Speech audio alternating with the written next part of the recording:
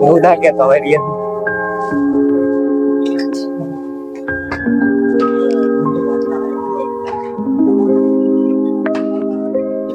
અરે યાર, કોલેજ નું બહુ ટેન્શન છે. આટલા વર્ષો ભણ્યા પૈયે શું, નોકરી નું શું? અરે યાર ભણવા ભણવાનું છોડો યાર, હું છે ને એક ગેમ રમું, એમાંથી દિવસના 3 થી 4 હજાર રૂપિયા કમાવું.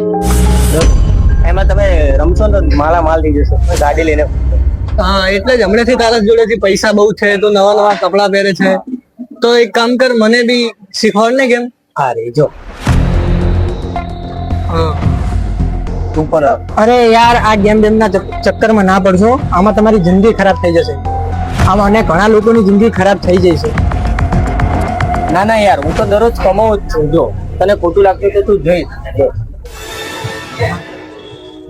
જો મને તો ખબર જ છે કે ગેમમાં એવું કહે છે કે પોતાના જોખમ ઉપર ખેલો, પણ હું મારું માઇન્ડ મારા કંટ્રોલમાં છે અને હું જીતીશ જ, હું હારીશ નહીં.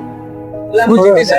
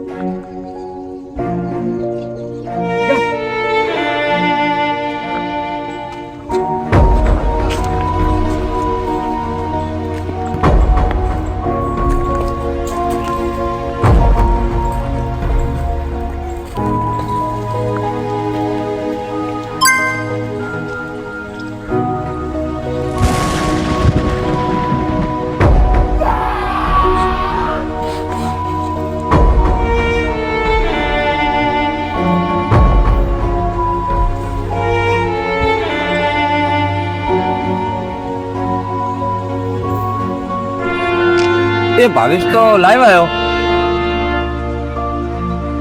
મારે કોઈ જીવવાનો રસ્તો રહ્યો નથી. મમ્મી પપ્પા, તમે બધા ખુશ રહેજો. હું જઈ રહ્યો છું આ દુનિયા છોડીને, અને મને કોઈ શોધવાની કોશિશ કરતા નહીં, અને આમાં કોઈનો વાંક નથી. હું દુનિયા છોડીને જઉં છું. એક મિનિટ, વિડીયોમાં પાછળ મહાદેવનું મંદિર દેખાય છે અને બાજુમાં તળાવ છે. આ જગ્યા તો માત્ર આપણા ગામમાં એક જ હોય છે. એક્શન.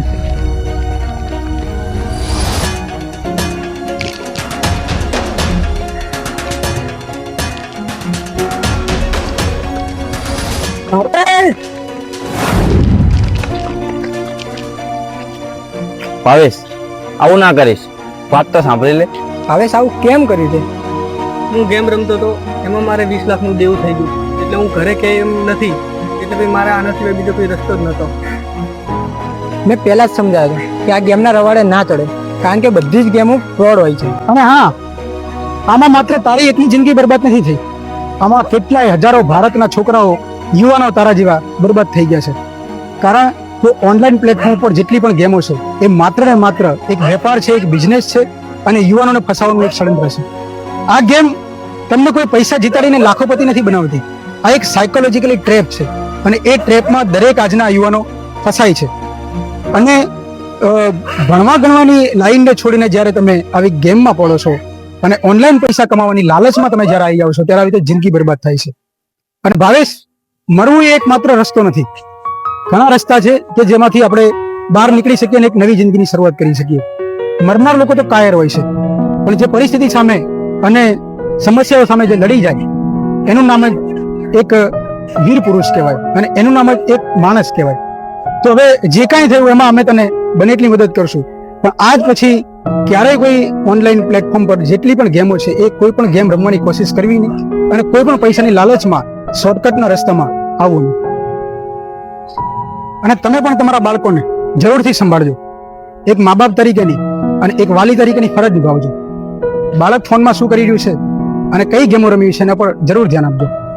ઓનલાઈન ગેમમાં જેટલા પણ બાળકો પડે છે એ પોતાનું ભવિષ્ય બરબાદ કરે છે. તમારો આ વિડીયો બનાવવાનો હેતુ એ છે કે જેટલા પણ યુવાનો આવા ઓનલાઈન ગેમમાં ફસાય છે એ જલ્દીથી બહાર નીકળે અને એક સોશિયલ અવેરનેસ મેં ફેલાવી શકીએ. એટલા માટે જો વિડીયો ગમ્યો હોય તો જરૂરથી લાઈક કરજો અને દરેક લોકોને શેર જરૂર કરજો.